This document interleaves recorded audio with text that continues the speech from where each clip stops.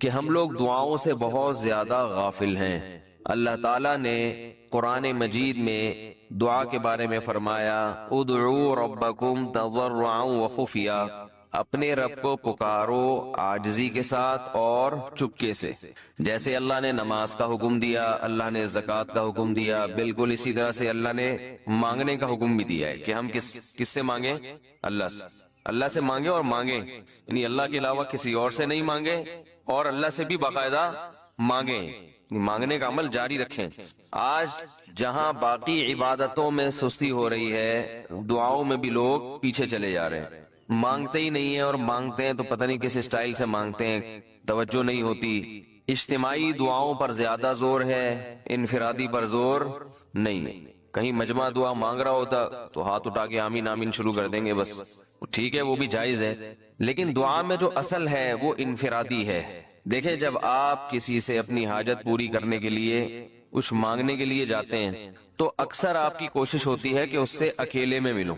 اکثر کوشش کیا ہوتی ہے؟ سب کے سامنے نہیں، بلکہ آپ اس کو لیں گے، بھائی تھوڑی دیر کے لیے ذرا مفتی صاحب آپ سے کام، ایسا ہی ہوتا ہے نا، ذرا چھاؤں میں آ جائیں تھوڑی دیر کے لیے۔ لوگ کہتے ہیں نا، مفتی صاحب کہہ رہے ہیں بھائی یہیں پوچھ لو، کہہ رہے ہیں ذرا سائڈ پہ آ جائیں، تو سائڈ پہ جانے کے بعد پھر آپ کہتے ہیں یہ مسئلہ ہے، فلانا مسئلہ ہے، ڈمکانا مسئلہ ہے۔ تو سائڈ پہ لے جانے سے بعض دفعہ یہ بھی ہوتا ہے کہ سب کے سامنے آدمی اپنی بات نہیں لانا چاہ رہا ہوتا، اور بعض دفعہ یہ بھی ہوتا ہے کہ میں اپنی بات توجہ کے ساتھ سنا سکوں۔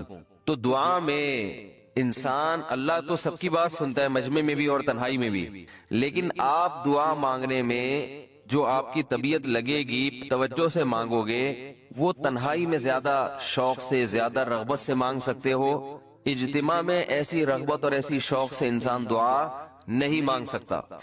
تو انفرادی دعائیں ہی ختم ہوتی جا رہی ہیں۔ قرآن مجید میں اللہ تعالیٰ نے رمضان کی جو آیتیں ہیں ان آیتوں کے بعد ذکر کیا وَإِذَا سَأَلَكَ عِبَادِي عَنِّي فَإِنِّي قَرِيب، اے نبی ان سے کہہ دیجئے کہ جب یہ مجھ سے میرے بارے میں پوچھیں تو آپ ان کو بتا دیں کہ میں بہت قریب ہوں تمہارے۔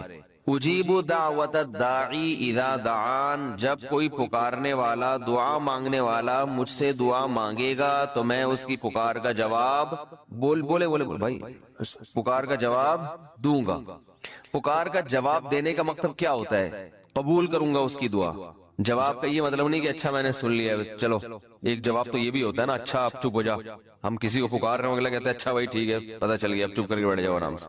تو اللہ تعالیٰ جب جواب دیتے ہیں تو کیا مطلب ہوتا ہے کہ اللہ تعالیٰ وہ دعا قبول کر رہے ہیں۔ ہم دعا کثرت سے مانگتے کیوں نہیں ہیں؟ اس کی وجہ یہ ہے کہ ہمارے ذہن میں ایک چیز شیطان نے بٹھا دی ہے کہ مانگو تب بھی ویسے کے ویسے ہی ہے، نہیں مانگو تب بھی ویسے کے ویسے۔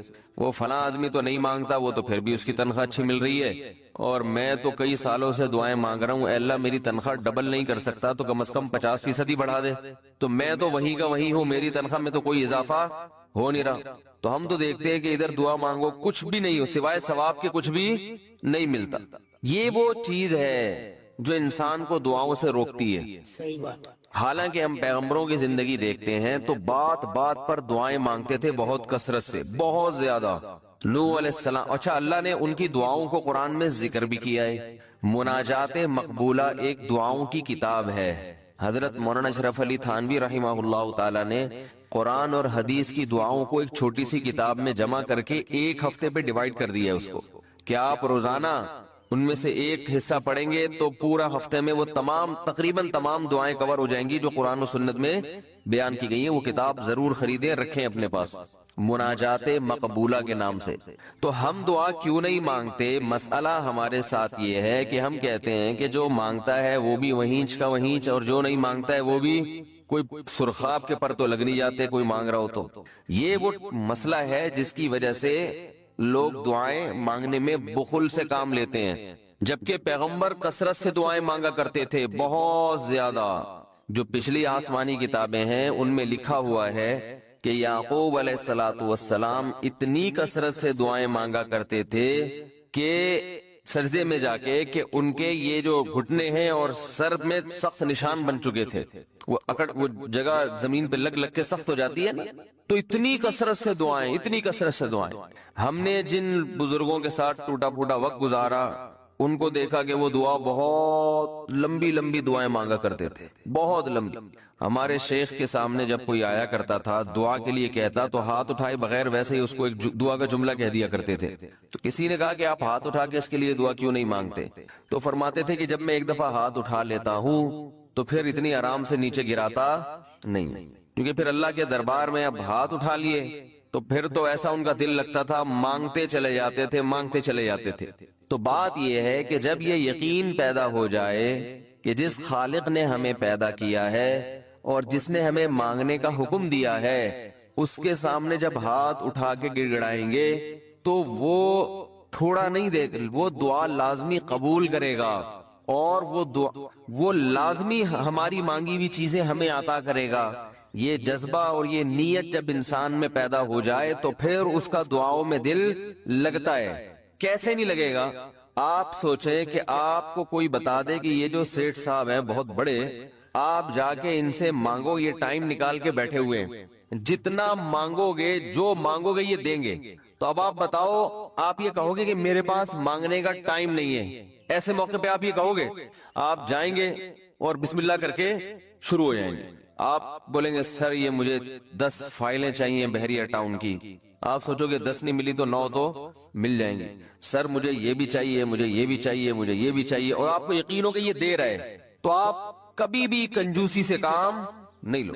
پھر آپ یہ نہیں کرو گے کہ آپ مانگتے ہوئے جو ہے نا، اس سے آپ جب مانگ رہے ہو تو آپ کی کبھی ادھر دیکھ رہے ہو، کبھی ادھر دیکھ رہے ہو، کبھی ناک میں انگلی گھما رہے ہو، کبھی سر میں کھجا رہے ہو۔ کوئی آ کے اس دوران آپ کو چھیڑے گا تو آپ کہو گے یہاں سے دفع ہو جاؤ، میں کام کرنا ہوں۔ ایک بندہ سخاوت جوش میں آیا ہوا ہے ابھی، اور فائلیں بحریہ ٹاؤن کی فری میں بانٹ رہا ہے۔ اس نے کہا بھائی جتنی مانگو گے دے دوں گا، اور جو مانگو گے دے دوں گا، تو ابھی تو میرے پاس ٹائم کم ہے، مقابلہ بہت سخت ہے۔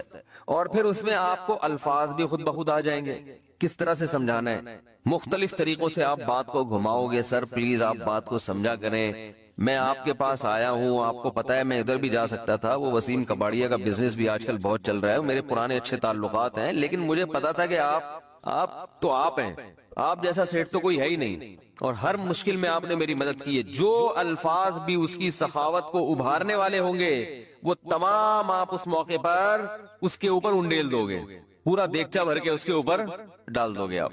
تو اللہ سے جب مانگتا ہے انسان اور اس کو یقین ہو کہ اللہ میری دعا کو پورا کرے گا، لَنَكُونَنَّ مِنَ الْخَاسِرِينَ، آمین، یہ دعا مانگی جا رہی ہے یا پڑھی جا رہی ہے؟ یہ تو پڑھی جا رہی ہے، آمین بھی پڑھا جا رہا ہے اس پہ۔ تو اللہ نے ہمیں یہ نہیں کہا کہ اقرأوا الدعاء عند ربکم، اپنے رب کے سامنے دعائیں پڑھا کرو۔ اللہ نے کہا ادعو، مانگو، پکارو، مانگو اس سے۔ بھیکاری جیسے بھیک مانگتا ہے نا، لوگ کہتے ہیں مانگنے کا کیا طریقہ ہے؟ بھائی جو بھیکاریوں سے پوچھو بھیک مانگنے کا کیا طریقہ ہے۔ بھیکاری اکثر ان پڑھ ہوتے ہیں، جو پڑھے لکھے بھیکاری ہوتے ہیں پھر وہ IMF سے مانگتے ہیں، وہ چھوٹی موٹی چیزیں نہیں مانگتے۔ بھیکاری اکثر کیا ہوتے ہیں؟ ان پڑھ، جن سے ہمارا صبح شام واسطہ پڑتا ہے۔ تو یہ کسی سے بھیک مانگنے کا طریقہ سیکھ کے آتے ہیں؟ بولو نا بھائی، کسی سے طریقہ سیکھ کے آتے ہیں کہ یار وہ ذرا فلاں بندے سے چندہ مانگنا، ذرا طریقہ بتانا۔ اگر کوئی بتائے گا بھی تو وہ کہے گا تو اپنے پاس رکھ، مجھے پتا ہے مجھے جیب اپنی کیسے بھرنی ہے۔ اس موقع پہ جو اس کی حالت دیکھ کے نا وہ اپنا منہ بھی ٹیڑھا ویڑھا کرے گا، کپڑے بھی پھٹے پرانے، اور بہت گھمائے گا بات کو، ایسے منہ بنائے گا جیسے دنیا میں اس سے زیادہ غریب اور محتاج کوئی ہے ہی نہیں۔ سحری پانی سے کیے میں نے، گھر میں بچے بھوک سے بلک رہے ہیں، ایسی کہانیاں سنائے گا، ایسی کہانیاں سنائے گا۔ تو یہی حال انسان کا ہے جب اسے پتا ہو کہ میرا رب جو مانگوں گا وہ دے گا مجھے، تو پھر اس کے بھیک مانگنے کا انداز اور جو دعا مانگنے کا اسٹائل ہے وہ خود بخود فطرت اسے سکھا دیتی ہے، خود بخود اس کے اندر الفاظ آنا شروع ہو جاتے ہیں کہ ایسے مانگنا چاہیے۔ لیکن پرابلم یہ ہے، مسئلہ یہ ہے کہ دل میں یہ بات بیٹھ چکی ہے کہ قبول نہیں ہو رہی۔ عجیب حدیث ہے، رسول اللہ صلی اللہ علیہ وسلم نے ارشاد فرمایا کہ اللہ بندے کی دعا قبول کرتے رہتے ہیں، وہ مانگتا رہتا ہے قبول ہوتی رہتی ہے، وہ مانگتا رہتا ہے قبول ہوتی رہتی ہے، یہاں تک کہ ایک وقت ایسا آتا ہے کہ بندہ یہ کہتا ہے کہ میں مانگ رہا ہوں قبول تو ہو نہیں رہی، تو جب یہ کہتا ہے تو اس وقت قبول کرنا بند کر دیتے ہیں اللہ تعالیٰ۔ اللہ کہتے ہیں کہ اگر تو یہ سمجھ رہا ہے کہ قبول نہیں ہو رہی تو اب نہیں ہوگی۔ اب عجیب بات ہے یا نہیں ہے یہ حدیث؟ بھائی وہ بندہ کئی سال سے دعائیں مانگ رہا تھا اور پھر آخر میں آ کے کہتا ہے کہ قبول تو ہو نہیں رہی، تو ظاہر ہے کچھ نہیں ہو رہی ہوگی تبھی تو کہہ رہے ہیں نا. اس کو ایسا لگ رہا ہوگا کہ قبول نہیں ہو رہی. بھائی اس کو یہ لگ رہا ہوگا کہ نہیں جو چیزیں مانگ رہا ہوں وہ تو مل نہیں رہی، تو تبھی تو وہ کہتا ہے کہ قبول نہیں ہو رہی. تو سوال پیدا ہوتا ہے پھر اللہ قبول کرنا بند کیوں کر دیتے ہیں؟ اللہ تعالیٰ جب دعائیں قبول کرتے ہیں تو اس کا انداز وہ نہیں ہوتا جیسے ایک عام انسان جب کسی کو بھیک دیتا ہے. ایک عام فقیر جب آپ کے پاس آئے گا، آپ سے بھیک مانگے گا، 100 روپے دے دو، 20 روپے دے دو، آپ اٹھا کے 100 نہیں تو 10-20 تو پکڑا دیتے ہیں اس کو. تو وہ یہ سمجھتا ہے کہ میری دعا کیا ہو گئی؟ قبول. لیکن اللہ تعالیٰ اس طرح دعا نہیں قبول کرتے. اگر اللہ اس طرح سے دعائیں قبول کرنا شروع کر دیں تو پھر یہ معاملہ غیب کا نہیں رہے گا. ادھر آپ نے دعا مانگی، اے اللہ میرے کاروبار کو بڑھا دے، لیلۃ القدر میں رو کے دعا مانگی، اور صبح صادق کے وقت آپ کا فون آیا کہ آپ کا کنٹینر کسٹم والوں کے شر سے محفوظ ہو گیا ہے، سمجھ میں پاس ہو گیا ہو، اور آپ کی چیز ڈبل قیمت پہ بک گئی ہے. پھر آپ نے دعا مانگی، اے اللہ تیری رحمت اس وقت جوش میں آئی ہوئی ہے، تو ایسا کر میرا بچہ بھی پاس ہو جائے، اس کے نمبر اچھے آ جائیں. ادھر فون آیا کہ آپ کا بچہ پہلی پوزیشن سے کامیاب ہو گیا. پھر آپ نے کہا آج اللہ کی رحمت بہت جوش میں آئی ہوئی ہے، اے اللہ میری بیوی بھی ٹھیک ہو جائے. تو بیگم صاحبہ کا فوراً فون آ گیا کہ میں ٹھیک ہو گئی ہوں. ہے بھائی میں ٹھیک ہو گئی.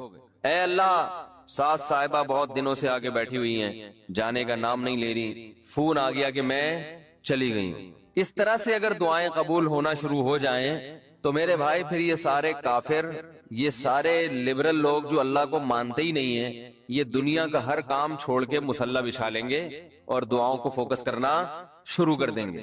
دعا قبول ہوتی ہے مگر اس شخص کی جو اللہ پر غیب پر ایمان رکھتا ہے، جسے دعا قبول ہوتی ہوئی نظر نہیں آتی مگر وہ یقین کرتا ہے کہ دعا قبول ہو رہی ہے. صرف اس شخص کی دعا قبول ہوتی ہے، اس کے علاوہ کسی کی قبول نہیں ہوتی. بہت مشکل ہے بھائی سمجھانا. دعا سب کی قبول ہوتی ہے کا مطلب پتہ ہے؟ سب کی مطلب ان سب کی کہ جو یہ یقین رکھتے ہیں کہ قبول ہوتی بھی نظر نہیں آ رہی پھر بھی قبول ہو رہی ہے، ان لوگوں کی قبول ہوتی ہے دعا. حدیث سے پتہ چلتا ہے. اور اصل میں دعا مانگتے ہی یہی لوگ ہیں. اب آپ کہیں گے بھائی نظر تو آ نہیں رہی، جب میں جو چیز مانگ رہا ہوں وہ مل نہیں رہی، تو کیا ایسے قبول کا کرنا کیا ہے بھائی؟ یہ تو پھر مشورے مل رہے ہیں ہمیں کہ پھر بھی مانگتے رہو. تو ہم نے وہ ایک فقیر تھا نا، ایک سیٹ صاحب کے پاس آیا، کہنے لگا کہ بھائی ذرا کچھ پیسے مل جائیں گے، گھر میں ضرورت ہے. تو اس نے کہا اتنے ہٹے کٹے ہو کے بھیک مانگتے ہو، شرم نہیں آتی؟ تو اس نے کہا فی الحال میں نے آپ سے بھیک مانگی ہے، مشورہ نہیں مانگا. جب مشورہ مانگوں تو اس وقت مشورہ دے دینا کہ بھیک مانگنا میرے لیے مناسب ہے یا نہیں ہے. بھائی ابھی میں آپ سے پیسے مانگ رہا ہوں مشورے کے لیے، پھر کوئی اور ٹائم انشاءاللہ رکھ لیں گے، اس میں آپ سے مشورہ لوں گا کہ میرے جیسے آدمی کو بھیک مانگنا مناسب ہے یا نہیں. تو آپ کے ذہن میں بھی یہ خیال آ رہا ہوگا کہ ہم اللہ سے دعا مانگتے ہیں اور اللہ کی طرف سے جو چیز جو ہم مانگ رہے ہیں وہ تو مل نہیں رہی، بلکہ اللہ کی طرف سے مشورے مل رہے ہیں کہ مانگتے رہو قبول ہو رہی ہے. تو ہوتی بھی تو نظر نہیں آ رہی. کیا خیال ہے بھائی؟ قبول ہوتی بھی نظر تو نہیں آ رہی. تو یاد رکھیں دعا تو لازمی قبول ہوتی ہے. اگر آپ کو قبول ہوتی بھی نظر نہیں، دعا قبول ہونے کے انداز مختلف ہیں. اللہ تعالیٰ کے جس طرح سے قبول کرتے ہیں نا، وہ عام لوگوں کی طرح نہیں آپ کو چیزیں پکڑا دیتے. یہ تو غیب سے معاملہ ختم ہو جائے گا. اللہ کی حکمت کا تقاضا یہ ہے کہ اس طرح سے قبول کروں کہ قبول ہو مگر اس کو پتا نہ چلے، کیونکہ وہ اللہ کا دربار ہے، اس کی کچھ قیمت ہے کہ وہ ہر ایک کو مانگنے کی توفیق نہیں دیتا. بھائی آپ نے کبھی دیکھا کہ کوئی سیٹ ایسی دکان کھول کے بیٹھ جائے کہ آؤ جو مانگو میں دوں گا؟ ایسے تو کیا ہوگا کہ پورا نظام خراب ہو جائے گا نا. پھر آپ 10 فائلیں تھوڑی مانگیں گے، پھر تو آپ کہیں گے پورا بحری اکاؤنٹ میرے حوالے کر دو، پھر تو آپ یہ کریں گے نا. یہ تو میں نے ایک مثال دی تھی. عملاً ایسا نہیں ہوتا. عملاً وہی آگے بیٹھے گا اور وہی آپ کو پیشکش کرے گا کہ اس کے کچھ اصول اور ضابطے ہوں گے، ان قواعد پہ آپ پورے اترتے ہوگے تو آپ کو وہ گھسنے دے گا. اللہ کے بھی کچھ اصول اور ضابطے ہیں، ساری دعائیں قبول کرے گا، جو مانگو گے صرف اتنا نہیں بلکہ بڑھا کے دے گا. لیکن اصول یہ ہے کہ اللہ کہتے ہیں کہ جب میں دوں گا تو نظر نہیں آئے گا مگر یقین رکھنا ہے کہ کیا کر رہا ہوں، میں دے رہا ہوں، پھر دیتا رہوں گا میں.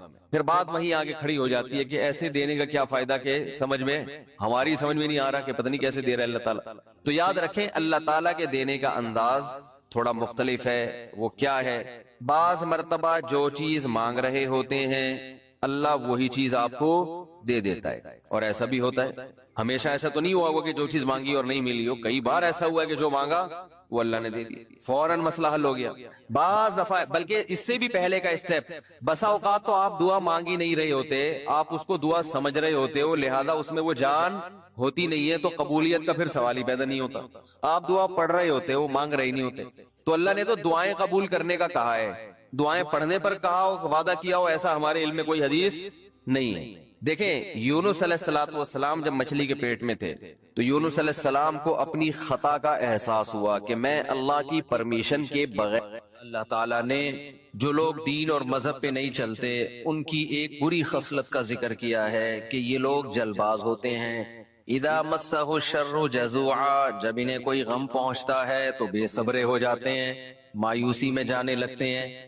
اور جب خوشی پہنچتی ہے, خاص طور پر خوشی کی ایک قسم اللہ نے بیان کی, دولت مال, وہ بھی ایک خوشی کا ذریعہ ہے, تو منوعا تو کنجوسی پہ اتر آتے ہیں, یعنی دل اور تنگ ہو جاتا ہے, یہ چاہتے ہیں کہ یہ ڈبل ہو جائے, ڈبل سے اور زیادہ بڑھ جائے. تو اس پر کئی ہفتوں سے بیان چل رہا تھا. فرمایا ان الانسان خلق ہلوعا اذا مسہ الشر جزوعا واذا مسہ الخیر منوعا الا المصلین. یہ قرآن کا جو الا ہے نا, یہ بڑا مزیدار ہوتا ہے. یہ ایک تلوار ہے. یہ کیا ہے؟ ایک تلوار ہے کہ چند لوگ ایسے ہیں کہ دیکھیں, دو ہی کنڈیشن پہ انسان کا پتہ چلتا ہے نا کہ خوشی میں کیسا ہے اور غم میں کیسا ہے. نارمل حالات میں تو سب نارمل ہی ہوتے ہیں. مسئلہ پتہ چلتا ہے جب شادی بیاہوں میں دیکھ لو نا, آپے سے باہر آ جاتے ہیں. دیکھا ہے نا آپ نے, شادی بیاہوں میں ایک دم لمٹ کو کراس, اور غموں میں بھی لمٹ کراس کرنا شروع کر دیتے ہیں لوگ. تو اللہ تعالیٰ نے الا المصلین فرمایا, کچھ لوگ ایسے ہیں جو ایسے نہیں ہیں, جن کے اندر یہ برائیاں نہیں ہیں. وہ غموں میں صبر کرتے ہیں اور خوشیوں میں شکر کرتے ہیں اللہ کا. جب کوئی خوشی ملتی ہے تو اللہ کا شکر کرتے ہیں. جیسے دولت ملی تو ان کے صدقات و خیرات اور زیادہ بڑھ جاتے ہیں, صحت ملی تو اور ان کے اندر تواضع پیدا ہو جاتی ہے. یہ کون لوگ ہیں؟ جو اللہ پر پکا ایمان رکھتے ہیں, جن کو اللہ کے وجود کا یقین ہے. ان کو یقین ہے کہ کسی نے ہمیں بنایا ہے اور وہ ہماری ایک ایک عمل پر مطلع ہے. جو کچھ اس دنیا میں ہوتا ہے اس کی مرضی سے ہوتا ہے, اس کی مرضی کے بغیر کچھ بھی نہیں ہوتا. اگر ہمیں کوئی غم آیا ہے تو یہ اس نے دیا ہے, یہ اتفاق سے نہیں ہوا. سارا مسئلہ پھڈا کھڑا ہوتا ہے جب آپ کس چیز کو بائی چانس سمجھ لے. تو بائی چانس ایسا ہو گیا تو آدمی کہتا ہے یار نہ ہوتا تو کتنا زبردست تھا یار. مثال کے طور پر آپ جا رہے ہو بائک پہ, میں مثالیں بھی وہی دیتا ہوں جو صبح شام خود بھگت رہے ہوتے ہیں. میں مثالیں وہی دیتا ہوں جو صبح شام خود بھگت رہے ہوتے ہیں. آپ بائک پہ جا رہے ہو, کراچی میں ٹینکر ہے, پانی کے ٹینکر ہے نا, ٹینکر مافیا تو ایک بڑا مافیا ہے, آپ کو پتا ہے. ٹینکر ہے یا کنٹینر ہے. اب کیا ہوا کہ آپ بائک پہ, کئی بائکیں نکل گئیں کنٹینر کے لیفٹ سائڈ سے نا, آپ کا جب نمبر آیا تو اتفاق سے کنٹینر کا جو ٹائر ہے نا وہ کھڈے میں آ گیا اور وہ کنٹینر الٹ گیا آپ کے اوپر. بہت واقعات ہوتے ہیں. باپ بولو کہ یار 20 لوگ بائکوں والے نکل گئے یہاں سے, ہے بھائی میری ہی قسمت تھی کہ یہ کھڈے میں آنا ہے ٹائر اور یہ میرے اوپر ہی گرنا ہے. ہوتا ہے نا واقعات, کوئی پتھر ٹوٹ کے گرا, لینڈ سلائڈنگ ہوتی ہے نا پہاڑوں میں, پتھر لڑکتا آ رہا ہوتا ہے, 20 لوگ نکل گئے, آپ کی قسمت دھڑام سے آپ کی گاڑی کو اڑا دیا.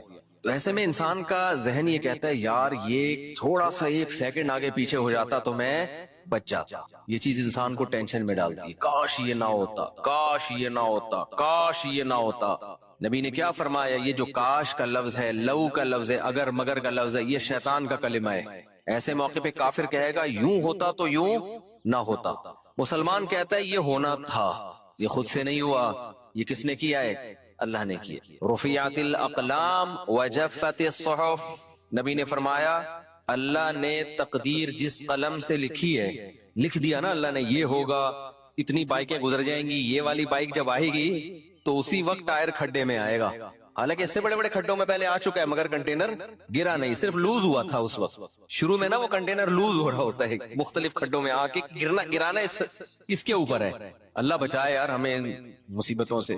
میں بائک چلاتا تھا نا تو مجھے یاد ہے یہ کراچی کے جو ٹرک ہیں ان کو بائک والے تو نظر ہی نہیں آ رہے ہوتے.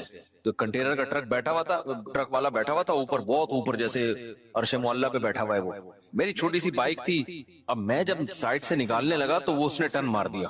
مجھے پتا تھا کہ میں گروں گا اور یہ ٹائر میرے اوپر آئے گا. میں نے زور سے چیخ ماری کیونکہ اس کو وہ گلاسز میں بھی میں نظر نہیں آ رہا تھا. سائڈ گلاسز جو ہوتے ہیں نا، وہ بائک والے تو اتنے نیچے ہوتے ہیں، یہ گلاسز میں ان کو قریب والا بائک والا نظر نہیں آتا. میں نے زور سے چیخ ماری تو وہ ڈرائیور جھانک کے اس نے مجھے دیکھا اور زور سے کہکا لگا کے ہنسا. اس نے کہا بچ گیا، یعنی اس کو یہ تھا کہ یار یہ بیچارہ بھی گیا تھا مولانا صاحب. تو ہم کیا کرتے ہیں کہ یار یوں ہو جاتا تو یوں نہ ہوتا، یہ ہو جاتا تو یوں نہ ہوتا.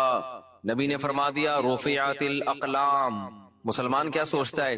بھائی جس قلم سے اللہ نے تقدیر لکھی ہے، جس کے بارے میں جس وقت جو ہونا ہے وہ لکھ کے اللہ نے قلم اٹھا کے واپس رکھ دیا. دیکھو دفتروں میں ایسا ہوتا ہے، آپ سر سے کوئی سائن وائن کروانے ہو، آپ نے کوئی پلاٹ کی فائل پہ سائن کروانا ہو، اپنے نام فائل روانی ہے، کوئی کاغذ اپنے نام، اس جب تک تو گورنمنٹ آفیسر بیٹھا ہوا ہے، پین اس کے ہاتھ میں، جو لکھوانا ہے، طلاق بھی لکھوانی ہے نا، لکھوا دو آپ. اس وقت اس کا موڈ اچھا ہے، آپ اس کو رشوت دے کے، لڈو کھلا کے، کچھ بھی ہے. جب سر نے پین رکھ دیا نا دراز میں اور اٹھ کے جانے لگے، اس وقت پھر معاملہ کیا ہو گیا؟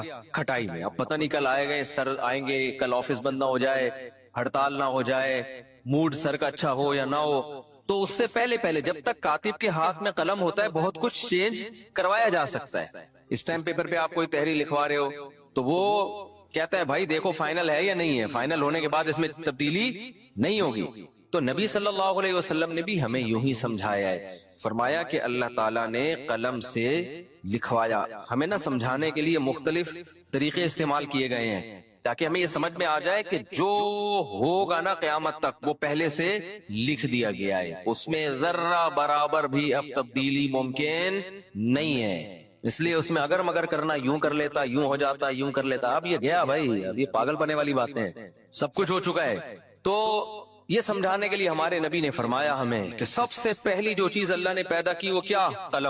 قلم پیدا کیا. دیکھو کسی بھی ملک میں سب سے پہلے کس کو فوکس کیا جاتا ہے؟ اس کا آئین، کہ ایک کنٹری کن اصولوں پہ چلے گا. جیسے کوئی نیا ملک بنتا ہے، جتنے بھی اسمبلی کے ممبران ہیں بیٹھ کے سب سے پہلے کیا کرتے ہیں؟ آئین لکھو بھائی. یہ نہیں لکھا، ریٹن فارم میں نہیں آیا، زبانی نہیں ہوتا. وہ زبانی تو ہو سکتا ہے یہ کچھ آج ہم نے کسی بات پہ اتفاق کیا، کل کوئی مکر جائے تو ریٹن میں لے کر آؤ، لکھو اس کو. تو اللہ میاں نے بھی جب اس کائنات کو بنایا، زمین بنی، آسمان بنے، انسانوں کی جو بھی اللہ نے ارادہ کیا، تو اللہ نے سب سے پہلے اس لکھا کہ کیا ہو. بلکہ کائنات کو بنانے سے پہلے کائنات بھی اسی لکھے ہوئے کے نتیجے میں بنی ہے کہ میں ایسے اس نظام کائنات کو بناؤں گا. تو قلم. اور کمال کی بات ہے جیسے پاکستان کا آئین ہے نا، یہ سب سے پہلی شک کیا ہے؟ حاکم اعلیٰ کون ہے؟ اللہ. پاکستان کا آئین کیا کہتا ہے؟ حاکم اعلیٰ کون ہے؟ اللہ. پہلی شک یہی ہے، یہ بتانے کے لیے کہ آگے جو کچھ ہوگا نا اس کو سامنے رکھ کے قانون سازی ہوگی. یہ بڑی جاندار بات ہے پاکستان کے آئین میں. اسی وجہ سے ہم کہتے ہیں پاکستان ایک اسلامی ملک ہے، کیونکہ آئین بہت جاندار ہے. آگے امپلیمنٹ نہیں ہے اس کا، وہ نہیں ہے. تو اس کا طریقہ یہ نہیں ہے کہ آئین کے خلاف آپ آواز اٹھاؤ، اس کا طریقہ یہ ہے کہ آپ بولو بھائی آئین کے مطابق یہ قانون غلط ہے.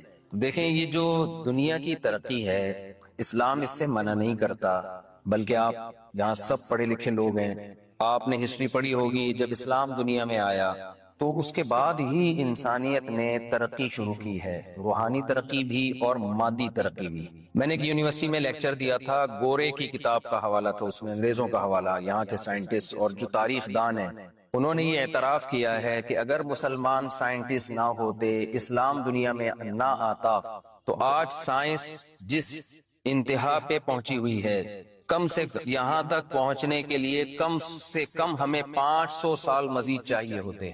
یعنی اگر محمد صلی اللہ علیہ وسلم دنیا میں نہ آتے اور دنیا کو اندھیروں سے نہ نکالتے، تو ہمیں یہاں تک پہنچنے کے لیے جہاں آج ہم ہیں، یہ مائک کا استعمال، موبائل فون کا استعمال، گوگل پہ کچھ بھی لکھا ٹھگ کر کے سامنے آ گیا. کچھ بھی کرو بھائی، گوگل کرو، ہے نا، گوگل کرو بھائی. میں بھی آ رہا تھا لاس اینجلس سے، راستے میں 5 منٹ کی کوئی ویڈیو بنا دی ہم نے کہ بھائی میں جا رہا ہوں، آپ لوگ بیان میں پہنچے. اتنی وائرل ہو گئی، تھوڑی دیر میں ہی کہاں سے کہاں پہنچ گئے.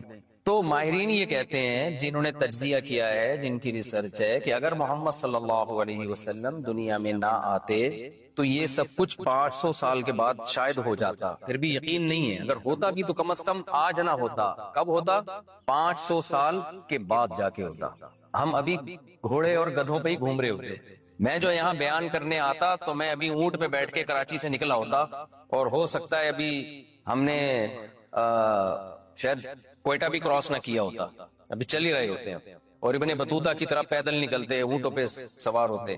یہ گراؤنڈ ریئلٹی ہے کہ اسلام کی وجہ سے دنیا مائل ہوئی ہے ایجوکیشن کی طرف، تعلیم کی طرف. کل ریئر ایڈمرل تھے پاکستان نیوی کے ریٹائرڈ، ان سے گپ شپ ہو رہی تھی. میں نے کہا آپ مجھے بتائیں، ہم یہ سنتے آئے ہیں کہ ایڈمرل کا لفظ نیوی نے مسلمان نیوی سے لیا ہے، مسلم نیوی سے، امیر البحر سے.